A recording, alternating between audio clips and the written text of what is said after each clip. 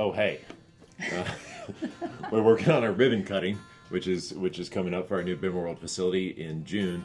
And I've gotten a couple of people ask me about it from all over, which I really appreciate. Of course, we talked about a big grand opening, and the ribbon cutting is not that.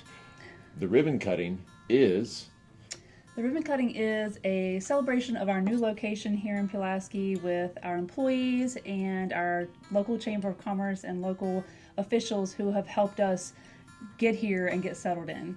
so we really appreciate the enthusiasm, and we will have an epic grand opening that we're currently planning for in 2026. So that's next year. We will announce the date. We have to wait for race schedules to come out, but for now, the ribbon cutting is not that time.